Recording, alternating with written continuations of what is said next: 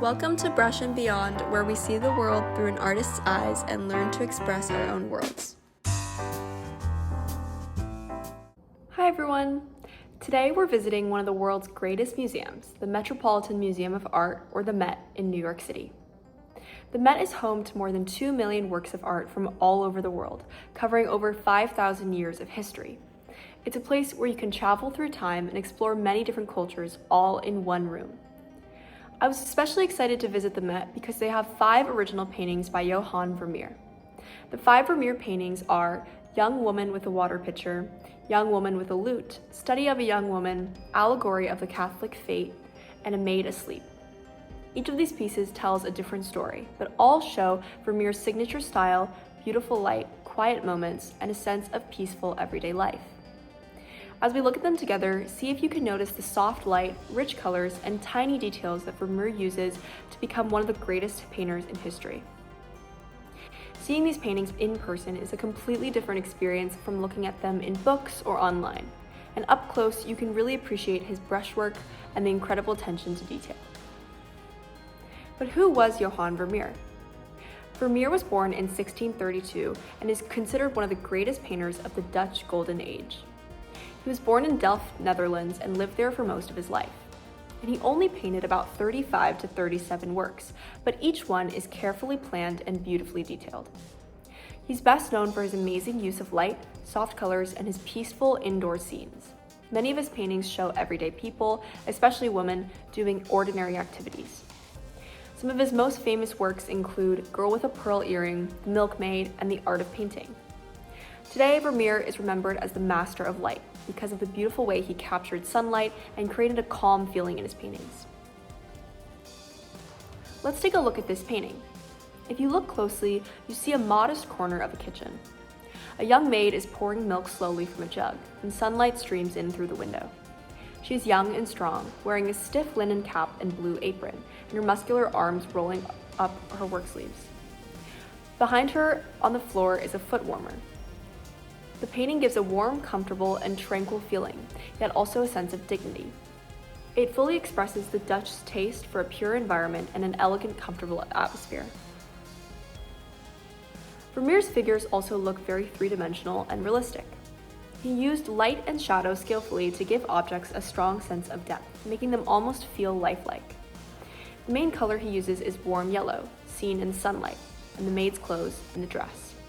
The second most noticeable color is blue, especially in the apron, which creates a beautiful contrast with the yellow, which we remember from the color wheel.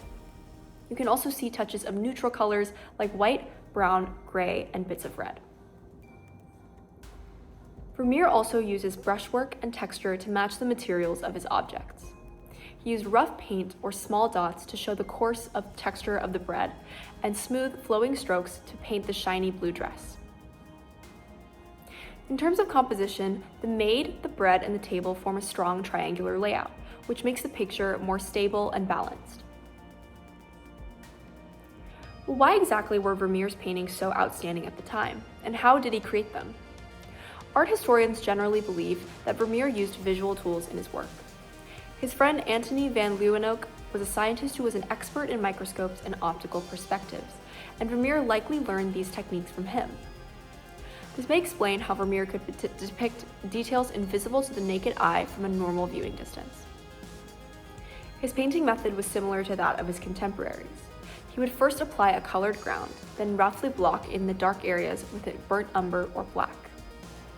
For the highlights, he used white, and for the midtones, he used a silver gray to blend the transitions between light and shadow.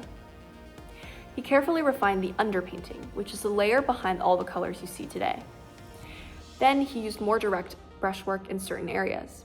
He also used a dark box for observation, which helped him paint using dotted and rubbing techniques, giving his pictures the sparkling light effects similar to those you see in photographs.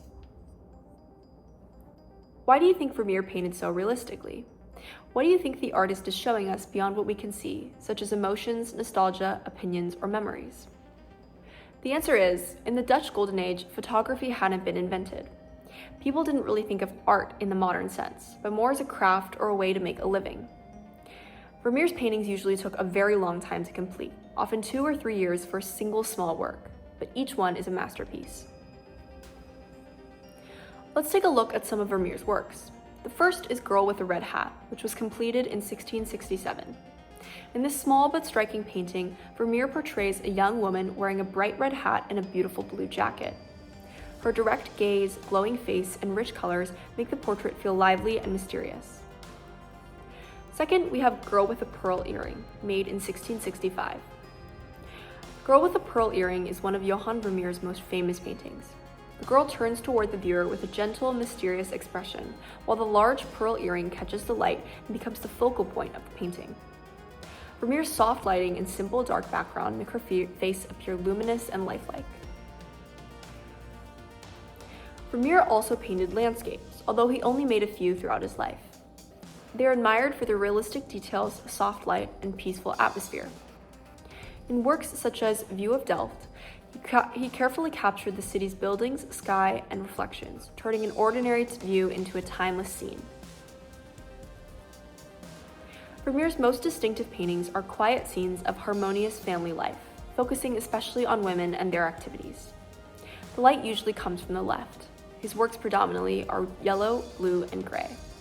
He handles color with remarkable skills and uses the changes in light and shadow to create a flowing, elegant atmosphere. Because of this, Vermeer is called the Master of Light. Vermeer only painted for a small audience in Delft, leaving behind no letters, students, or manifestos.